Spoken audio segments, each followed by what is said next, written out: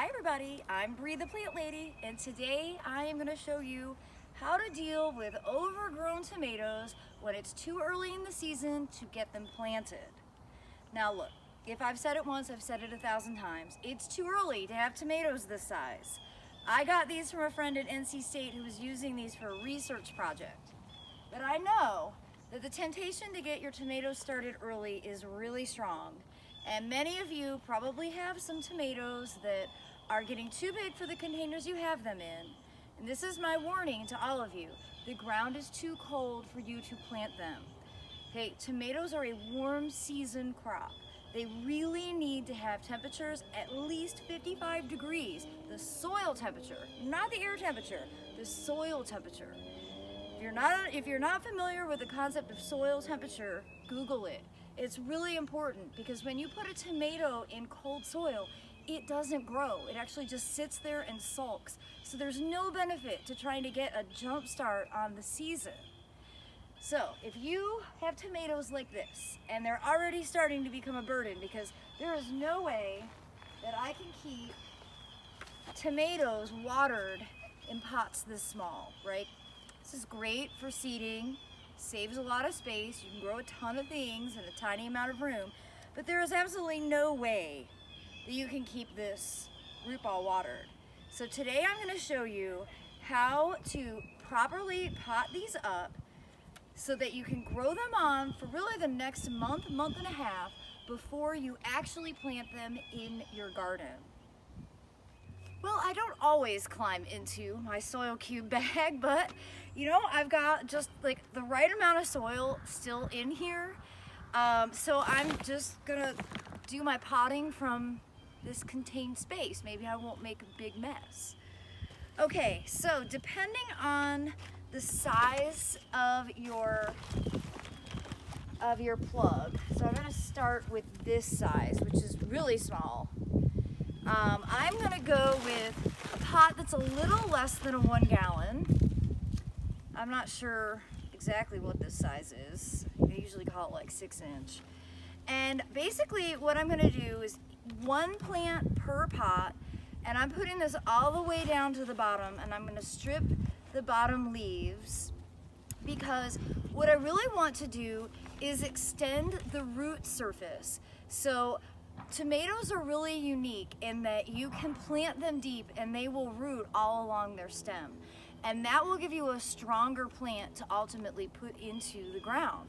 So each one of these are going to get planted with soil all the way up to this leaf, this large leaf here. And that's gonna make it, for one thing, really easy to keep watered because it's gonna probably be a month before this becomes root bound in this container. And then it's also gonna provide me a better plant long term for growing out in the summer.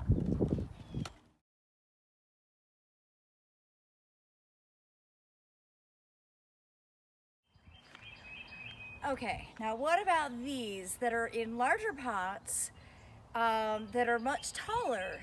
You know, my initial idea was like, oh, I can't wait to put these in big pots and plant them really deep. But then I realized these are really special tomato plants. These are grafted, which means they have been grafted on rootstock that's disease and root knot nematode resistant. And I have both diseases and root knot nematodes in my native garden soil. So I try to always get at least a few grafted tomatoes each season. Generally I try to get these in May, not the beginning of April, but beggars can't be choosers. So the thing with a grafted tomato is you actually don't want the scion or like the grafted cultivar to root because the top part doesn't have the resistance. It's only in the grafted rootstock. So it doesn't benefit you to plant this extra deep because then your plant may still become susceptible to the problems that you're trying to avoid. So with this, I'm actually going to plant it at the same level that it is currently planted. I'm just going to put it in a larger container. That way it'll be easier for me to keep growing on for the next month to 6 weeks before I'm ready to actually put these in the ground. So unlike the last the last tomatoes that I was just planting, I actually have to fill this up with soil about halfway through. You can see I'm using straight soil cube. Soil cube is like mint for growing tomatoes. I'm sorry for people who live where they don't distribute it, and no, I don't know an alternative for everywhere across the United States. Ask your extension agents. But so you see here, this is about halfway through, and now I'm just putting that on top. I could maybe get that a little bit deeper. And now I'm just gonna fill this up, covering up the existing root ball.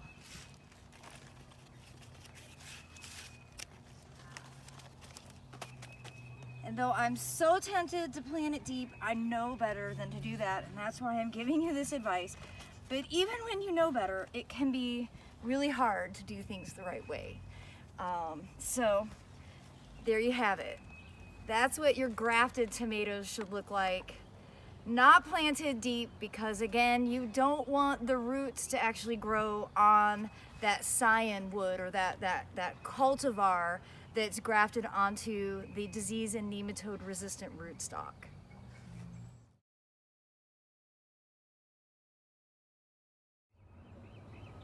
So a quick update on my seedlings, which are only about 10 days old. You know, they're dramatically smaller, obviously, but they are so much lower maintenance. When you start your seeds outside, these aren't going to have to be transplanted, because they will be the perfect size to go straight into the garden or into containers by the time it's like appropriate time for planting tomatoes, which is still about 6 weeks away. So my lesson to all of you is don't jump the gun. These tomato plants that look so tiny right now, honestly, these will catch up to those big plants, and some of these might even fruit before those do. So this is years and years of experience, 2 decades of experience talking. No need to make tomatoes more work than they already are. Start your seeds outside, really ideally the middle of April. These got started a little early. That way you just lessen your maintenance overall. And garden cats are here to help. So it's also important to make sure that you stake your tomatoes when they start getting so big and floppy. So I just always save bamboo stakes whenever I buy plants. Just like I'm recycling all of these containers. I think it's really good if you're really into gardening. It's just a good practice to have some random supplies on hand. So I'm putting these relatively close to the stem, and then with this like tomato wire, which is really great anytime in the season, I'm just going to train the stem to this bamboo. That way the plants will grow more upright, and you won't run the risk of the stalks breaking off, especially like spring is notorious for like hard thunderstorms and strong winds that just kind of come out of nowhere. And so you want to make sure that your tomatoes are safely staked like that.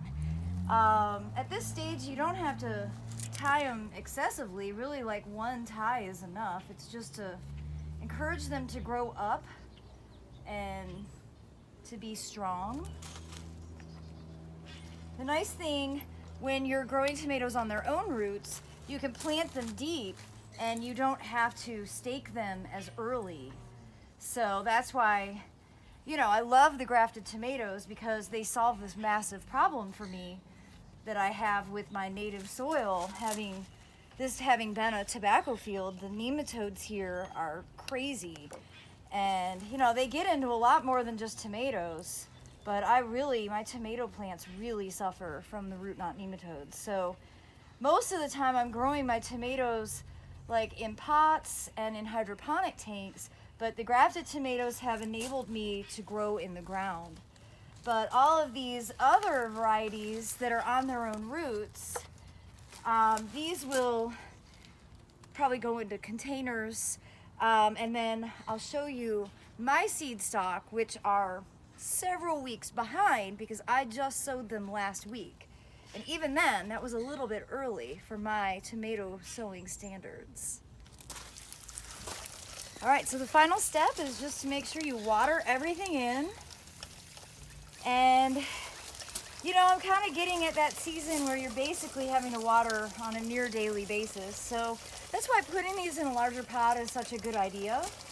Also important to note, these have come from a greenhouse, and I'm not exactly sure the process that my friend went through to get them acclimated to being outside. So I'm not putting these directly out in full sun. So when you start seeds inside or in, you know, a controlled environment, like a greenhouse, you have to slowly acclimate your plants to come outside because they'll burn with full sun exposure. So that's why this greenhouse that I have, which a lot of people have asked about, it unfortunately is not made from a kit. My husband built this, and we don't even cover it with plastic anymore because the plastic didn't really help. You know, it got really hot when the sun was out, but it didn't really hold enough heat to be able to overwinter tender plants in. So we've stopped wasting the plastic and we just keep it covered with 50% shade cloth, which we bought from Gempler's. And this is really the ideal place to get seeds started and to acclimate tender plants. Now, of course, I don't think we're totally out of the frost woods, but this is just because I've been burned before. So our last frost date in North Carolina is April 15th, but we've had hard frost later than that. And I don't know, there's just something about this year that I'm really weary. So I wouldn't be surprised if these tomatoes end up having to come inside at least one more time before it's really like legitimately the growing season. We have a late full moon in April, and I hope I'm wrong. I sincerely hope I'm wrong. But that has just, often that results in a temperature dip, and so I don't trust it. But, you know, I may be extra cautious and this may be for no reason. But like I said, there's not an advantage to planting your tomatoes too early because they really need warm soil temperatures. And there's no way that you can do anything about your soil temperature. That is just literally a time and weather thing that is out of your control. So take a step back, enjoy the spring. Summer will be here far too early and then we'll all want to wish it away. And I wish you the best luck with your tomatoes. I hope this video will help you if you jumped the gun and got your tomatoes started a little early and aren't sure what to do with them now. So thanks everybody for watching. I'll give you updates.